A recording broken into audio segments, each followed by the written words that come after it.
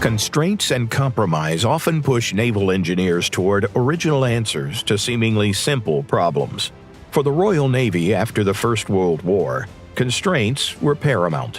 In 1922, Britain signed the Washington Naval Treaty, an agreement among 5 powers to rein in the arms race at sea.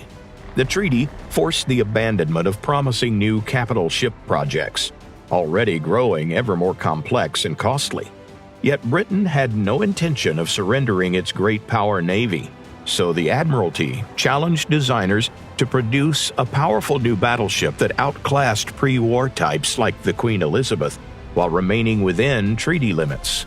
They had a head start.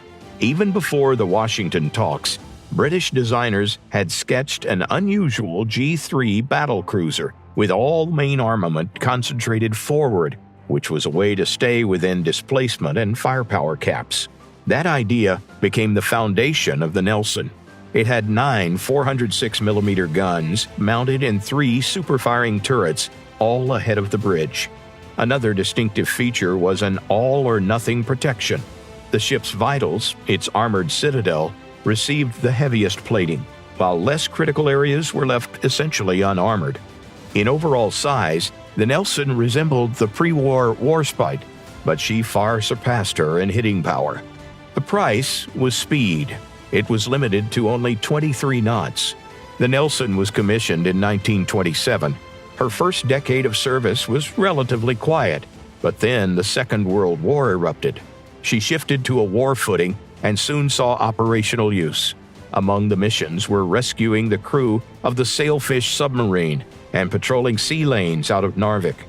In December 1939, she struck a magnetic mine, but her career scarcely paused. It was only the beginning. Her wartime path was unusual in that she seldom met the Kriegsmarine head-on. In 1940, she covered a fleet air arm raid on the Italian Navy. 2 years later, she supported the Allied landings in North Africa. Mines and torpedoes found her more than once, yet each time she returned to service. In 1943, the Nelson again backed British and American troops during the Sicily and Salerno landings. A single broadside had a profound effect ashore. Not the most precise, perhaps, but the crushing salvos of 9 main-caliber guns were perfect for battering coastal defenses. It was aboard Nelson that Marshal Pietro Badoglio signed Italy's act of surrender. Yet another time, this unconventional battleship became a symbol of Royal Navy prestige. Late in the war, she supported the Normandy landings, and after that, British operations in the Indian Ocean. With peace, however, her sunset was inevitable.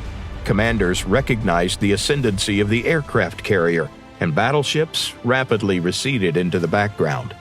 The Nelson lingered for a time in a training role, then served as a target for bomber practice before going to the breakers. Thus ended the story of a ship that long stood as a fleet icon, an embodiment of its era, departing with it.